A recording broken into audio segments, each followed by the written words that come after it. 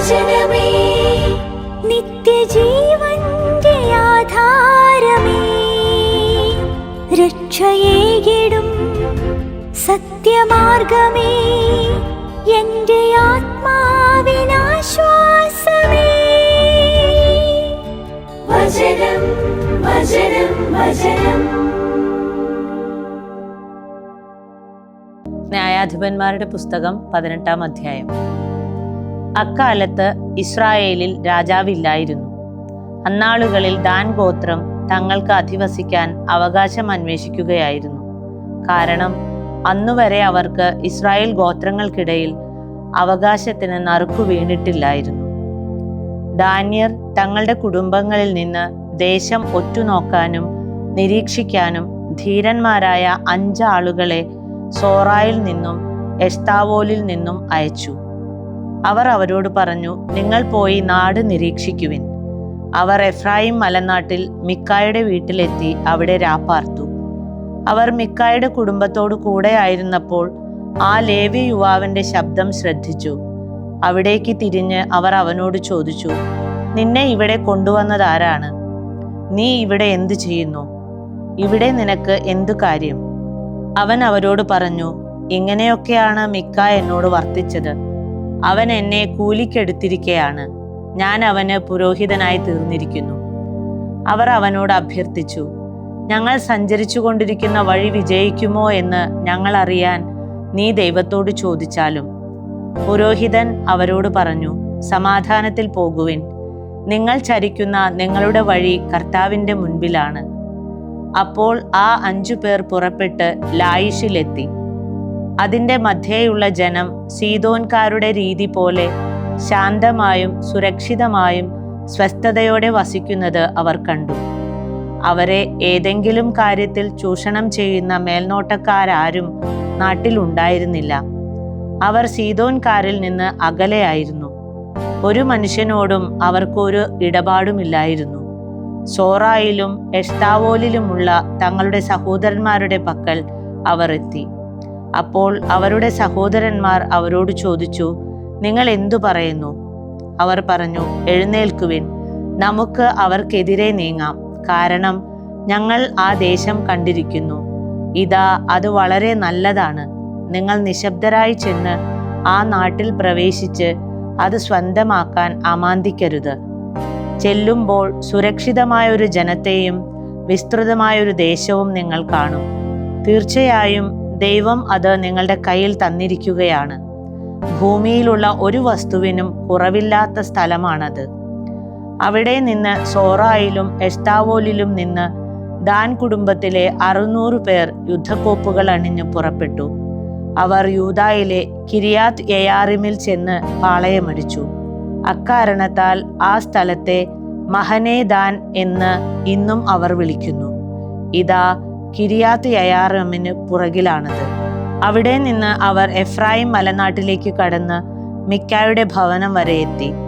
ലായിഷ് ദേശം ഒറ്റുനോക്കാൻ പോയ ആ 5 പേർ തങ്ങളുടെ സഹോദരങ്ങളോട് പ്രത്യുത്തരിച്ചു പറഞ്ഞു, ഈ ഭവനങ്ങളിൽ ഒന്നിൽ ഒരു എഫോദും കുലവിഗ്രഹങ്ങളും കൊത്തുവിഗ്രഹവും വാർപ്പുരൂപവും ഉണ്ടെന്ന് നിങ്ങൾക്കറിയാമോ? എന്തു ചെയ്യണമെന്ന് നിങ്ങൾ ഇപ്പോൾ തീരുമാനിക്കുവിൻ. അവർ ലേവ്യനായ യുവാവിന്റെ അടുത്തേക്ക് മിക്കായുടെ ഭവനത്തിലേക്ക് ചെന്ന് അവനോട് ക്ഷേമാന്വേഷണം നടത്തി. യുദ്ധത്തിന് ആയുധസജ്ജരായ 600 ദാന്യർ വാതിലിന്റെ കവാടത്തിൽ നിന്നു.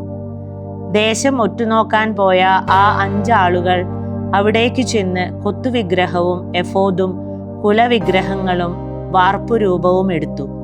ആ സമയത്ത് പുരോഹിതൻ പടിവാതിൽക്കൽ നിന്നിരുന്നു. യുദ്ധസജ്ജരായി ആയുധധാരികളായ 600 പേരും.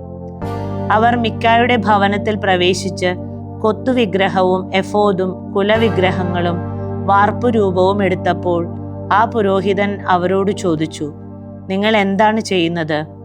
അവർ അവനോട് പറഞ്ഞു, നിശബ്ദനായിരിക്കുക, വായ് പൊത്തുക. ഞങ്ങളോട് കൂടെ വന്ന് ഞങ്ങൾക്ക് പിതാവും പുരോഹിതനുമാവുക. ഒരാളുടെ വീടിന് പുരോഹിതനായിരിക്കുന്നതോ ഇസ്രായേലിൽ ഒരു ഗോത്രത്തിനും കുടുംബത്തിനും പുരോഹിതനായിരിക്കുന്നതോ ഏതാണ് നിനക്ക് നല്ലത്? പുരോഹിതന്റെ ഹൃദയം സന്തുഷ്ടമായി.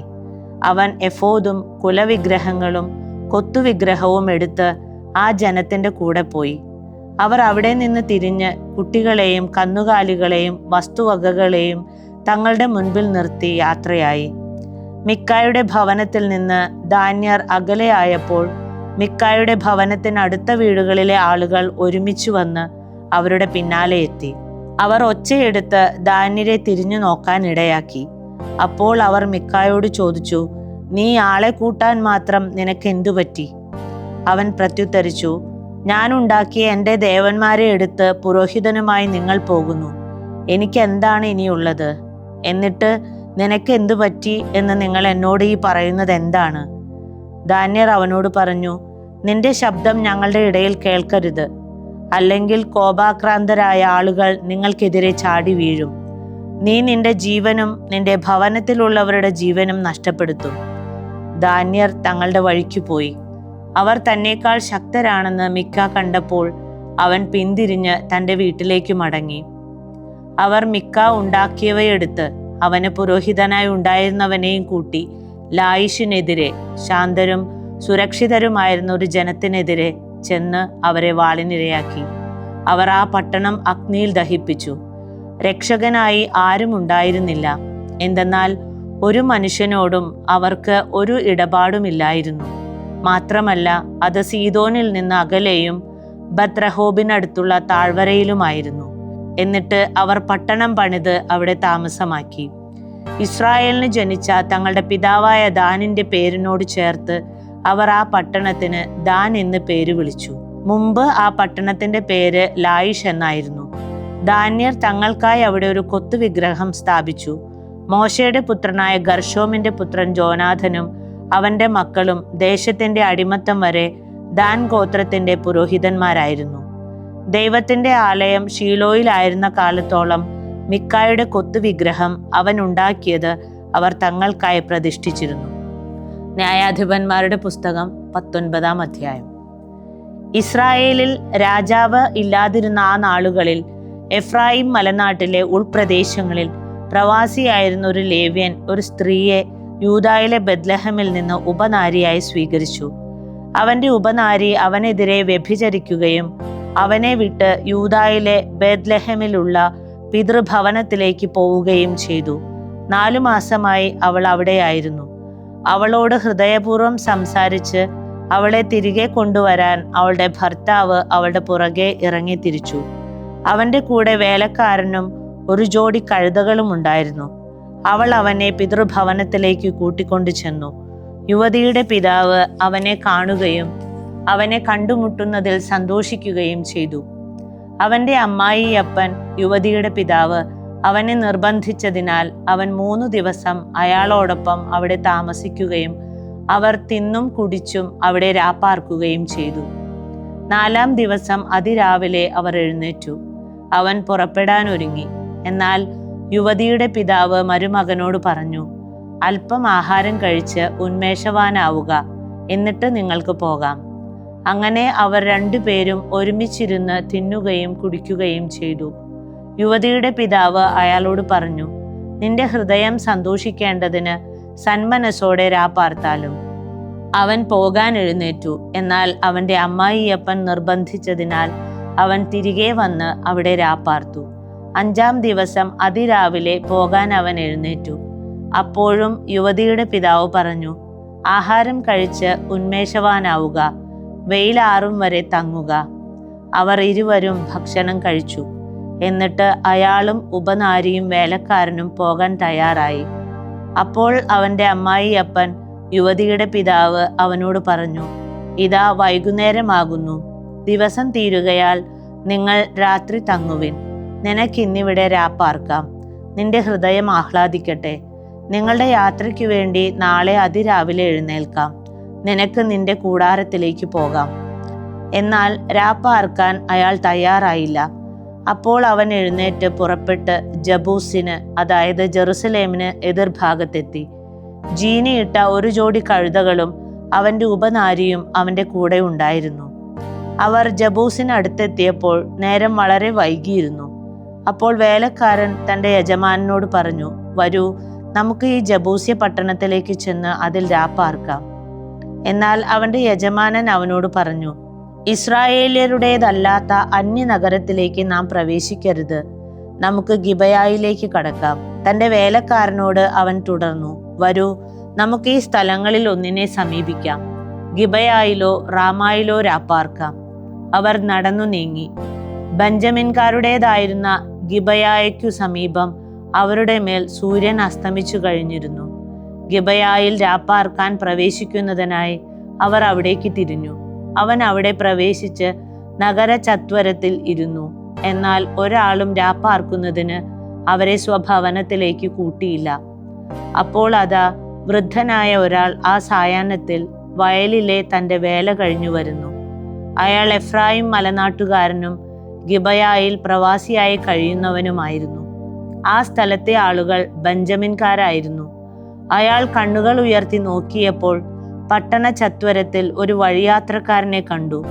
വൃദ്ധനായ ആ മനുഷ്യൻ ചോദിച്ചു, നീ എവിടെ പോകുന്നു? എവിടെ നിന്ന് വരുന്നു? അവൻ അയാളോട് പറഞ്ഞു, യൂദായിലെ ബെത്ലഹമിൽ നിന്ന് എഫ്രായിം മലനാട്ടിലെ ഉൾപ്രദേശം വരെ പോവുകയാണ് ഞങ്ങൾ. ഞാൻ അവിടെ നിന്നുള്ളവനാണ്. ഞാൻ യൂദായിലെ ബെത്ലഹമിൽ പോയതാണ്. കർത്താവിന്റെ ഭവനത്തിലേക്കാണ് എനിക്ക് പോകേണ്ടത്. ഒരാളും സ്വഭവനത്തിലേക്ക് എന്നെ കൂട്ടിക്കൊണ്ടു പോകുന്നില്ല. ഞങ്ങളുടെ കഴുതകൾക്ക് വൈക്കോലും തീറ്റയുമുണ്ട്. എനിക്ക് അപ്പവും വീഞ്ഞുമുണ്ട്. അങ്ങയുടെ ദാസിക്കും അങ്ങയുടെ ദാസർക്കൊപ്പമുള്ള വേലക്കാരനും ഒന്നിനും കുറവില്ല. ആ വൃദ്ധൻ പറഞ്ഞു, നിനക്ക് സമാധാനം. നിനക്ക് ആവശ്യമുള്ളതൊക്കെ ഞാൻ നോക്കിക്കൊള്ളാം. ഏതായാലും ഈ ചത്വരത്തിൽ നീ രാത്രി കഴിക്കരുത്. അയാൾ അവനെ സ്വഭവനത്തിൽ കൊണ്ടുവന്നു. കഴുതകൾക്ക് തീറ്റ കൊടുത്തു. തങ്ങളുടെ കാലുകൾ കഴുകിയിട്ട് അവർ ഭക്ഷിക്കുകയും പാനം ചെയ്യുകയും ചെയ്തു. അങ്ങനെ അവർ സന്തുഷ്ടചിത്തരായിരിക്കുമ്പോൾ ഇതാ നഗരത്തിലെ ആളുകളിൽ ആഭാസന്മാരായ പുരുഷന്മാർ വീട് വളഞ്ഞ് വാതിലിൽ ഇടിച്ചു തുടങ്ങി. വീട്ടുടമയായ ആ വൃദ്ധനോട് അവർ ഇപ്രകാരം പറഞ്ഞു, നിന്റെ വീട്ടിൽ വന്നിരിക്കുന്ന ആ പുരുഷനെ ഞങ്ങൾ അറിയേണ്ടതിന് അവനെ പുറത്തു കൊണ്ടുവരിക. വീട്ടുടമ പുറത്ത് അവരുടെ അടുത്തേക്ക് വന്ന് അവരോട് പറഞ്ഞു, എൻ്റെ സഹോദരന്മാരെ, നിങ്ങൾ ദയവായി തിന്മ ചെയ്യരുതേ. ഇയാൾ എൻ്റെ ഭവനത്തിൽ പ്രവേശിച്ചിരിക്കുകയാൽ ഈ നികൃഷ്ടത നിങ്ങൾ ചെയ്യരുത്. ഇവിടെ എൻ്റെ കന്യകയായ പുത്രിയും ഇയാളുടെ ഉപനാരിയുമുണ്ട്. അവരെ നിങ്ങൾ അപമാനിച്ചു കൊള്ളുവിൻ. നിങ്ങളുടെ ദൃഷ്ടികളിൽ നല്ലതെന്ന് തോന്നുന്നത് അവരോട് പ്രവർത്തിച്ചു കൊള്ളുവിൻ. എന്നാൽ ഇയാളോട് ഒരു വിധത്തിലുമുള്ള നികൃഷ്ടതയും അരുത്. എന്നാൽ ആ പുരുഷന്മാർ അയാളെ കേൾക്കാൻ കൂട്ടാക്കിയില്ല. അപ്പോൾ അയാൾ അവന്റെ ഉപനാരിയെ പിടിച്ച് വെളിയിൽ അവരുടെ അടുത്ത് കൊണ്ടുവന്നു. അവർ അവളെ അറിയുകയും പ്രഭാതം വരെ ദുരുപയോഗിക്കുകയും ചെയ്തു. പ്രഭാതം വിടരുമ്പോഴേക്കും അവർ അവളെ വിട്ടയച്ചു. പ്രഭാതമായപ്പോൾ ആ സ്ത്രീ അയാളുടെ വീടിന്റെ വാതിൽക്കൽ എത്തി. അവളുടെ നാഥൻ അവിടെ ആയിരുന്നല്ലോ. വെളിച്ചം പരക്കുമ്പോഴേക്കും അവൾ വീണുപോയിരുന്നു. അവളുടെ നാഥൻ പ്രഭാതത്തിൽ എഴുന്നേറ്റ് വീടിന്റെ വാതിൽ തുറന്ന് യാത്ര തുടരാൻ പുറത്തേക്കിറങ്ങി. അപ്പോഴിതാ തൻ്റെ ഉപനാരി കൈകൾ ഉമ്മറപ്പടിമേൽ വച്ച് വീടിന്റെ വാതിൽക്കൽ കിടക്കുന്നു. അവൻ അവളോട് പറഞ്ഞു, എഴുന്നേൽക്കൂ, നമുക്ക് പോകാം. പക്ഷേ ഒരു മറുപടിയും ഉണ്ടായില്ല. അവളെ എടുത്ത് കഴുതപ്പുറത്ത് വച്ച് അയാൾ സ്വന്തം സ്ഥലത്തേക്ക് യാത്ര പുറപ്പെട്ടു. വീട്ടിലെത്തിയ ഉടനെ അവൻ തൻ്റെ ഉപനാരിയെ എടുത്ത് ഒരു കത്തി കൊണ്ട് അവളുടെ അവയവങ്ങൾ ഛേദിച്ച് 12 കഷ്ണങ്ങളാക്കി ഇസ്രായേലിൽ ഓരോ പ്രദേശത്തേക്കും കൊടുത്തയച്ചു. കണ്ട ഓരോരുത്തനും പറഞ്ഞു, ഇസ്രായേല്യർ ഈജിപ്തിൽ നിന്ന് കയറിപ്പോന്ന അന്നു മുതൽ ഇന്നുവരെ ഇപ്രകാരം ഒന്ന് സംഭവിക്കുകയോ കാണപ്പെടുകയോ ചെയ്തിട്ടില്ല. ഇതേപ്പറ്റി നിങ്ങൾ ചിന്തിക്കുവിൻ. നിങ്ങൾ കൂടി ആലോചിക്കുകയും സംസാരിക്കുകയും ചെയ്യുവിൻ. സുഭാഷിതങ്ങൾ 19-ാം അധ്യായം. ഭോഷനായിരിക്കെ കുടില അധരങ്ങൾ ഉള്ളവനേക്കാൾ നിഷ്കളങ്കതയിൽ ചരിക്കുന്ന ദരിദ്രനാണ് ശ്രേഷ്ഠൻ. വിജ്ഞാനരഹിതമായ സജീവത നന്നല്ല. കാൽവേഗമുള്ളവൻ പിഴയ്ക്കുന്നു. മനുഷ്യന്റെ വിഡ്ഢിത്തമാണ് അവന്റെ വഴി തെറ്റിക്കുന്നത്. എന്നിട്ടും അവന്റെ ഹൃദയം കർത്താവിനെതിരെ രോഷം കൊള്ളുന്നു. സമ്പത്ത് സ്നേഹിതരെ അനേകരായി വർദ്ധിപ്പിക്കുന്നു. എന്നാൽ പാവപ്പെട്ടവൻ തൻ്റെ സ്നേഹിതനിൽ നിന്ന് അകറ്റപ്പെടുന്നു. കള്ളത്തരങ്ങളുടെ സാക്ഷി കുറ്റവിമുക്തനാക്കപ്പെടുകയില്ല. നുണകൾ വമിപ്പിക്കുന്നവൻ രക്ഷപ്പെടുകയില്ല. അനേകർ ഉദാരമതിയുടെ മുഖം പ്രീണിപ്പിക്കുന്നു. പാരിതോഷികക്കാരന് ഓരോരുത്തനും സ്നേഹിതനാണ്. ദരിദ്രന്റെ സഹോദരരെല്ലാം അവനെ വെറുക്കുന്നു. അപ്പോൾ പിന്നെ അവന്റെ സ്നേഹിതഗണം അവനിൽ നിന്ന് അകലുമല്ലോ. ഇല്ലാത്ത വാഗ്ദാനങ്ങളാണ് അവൻ പിന്തുടരുന്നത്. സാമാന്യ ബുദ്ധി നേടുന്നവൻ തൻ്റെ ജീവനെ സ്നേഹിക്കുന്നവനാണ്. നന്മ കണ്ടെത്താനായി വിവേകം കാത്തു സൂക്ഷിക്കുന്നവൻ. കള്ളത്തരങ്ങളുടെ സാക്ഷി കുറ്റവിമുക്തനാക്കപ്പെടുകയില്ല. നുണകൾ വമിപ്പിക്കുന്നവൻ നശിക്കും. ഭോഷന് സുഭിക്ഷത ചേരുന്നതല്ല, അടിമയ്ക്ക് പ്രഭുക്കന്മാരെ ഭരിക്കുന്നതും. മനുഷ്യന്റെ ബുദ്ധി അവനെ കോപവിമുഖനാക്കും. അതിക്രമം മറികടക്കുന്നത് അവന് മഹിമയാണ്. രാജാവിന്റെ ക്ഷോഭം സിംഹഗർജനം പോലെയാണ്. അവന്റെ പ്രീതിയാകട്ടെ പുൽക്കൊടിമേൽ തുഷാരം പോലെയും. ഭോഷനായ പുത്രൻ പിതാവിന് നാശമാണ്. ഇറ്റിറ്റു വീഴുന്ന ഇറവെള്ളം പോലെയാണ് ഭാര്യയുടെ കലഹങ്ങൾ. വീടും സമ്പത്തും പൈതൃക അവകാശമാണ്. എന്നാൽ സമർത്ഥയായ ഭാര്യ കർത്താവിൽ നിന്നാണ്. അലസത ഗാഠനിദ്രയിലേക്ക് വീഴ്ത്തുന്നു. മടിയുള്ളയാൾ പട്ടിണ കിടക്കും. കൽപ്പന പാലിക്കുന്നവൻ സ്വജീവൻ പാലിക്കുന്നു. അവിടുത്തെ വഴികളെ നിന്ദിക്കുന്നവൻ മൃതി അടയും. ദരിദ്രനോട് കനിയുന്നവൻ കർത്താവിന് കടം കൊടുക്കുന്നവനാണ്. അവിടുന്ന് തൻ്റെ കടം അവനോട് വീട്ടും. പ്രതീക്ഷയുള്ളപ്പോൾ നിന്റെ മകനെ ശിക്ഷിക്കുക. അവനെ കൊല്ലാനിടയാകും വിധം നീ വികാരാധീനനാകരുത്.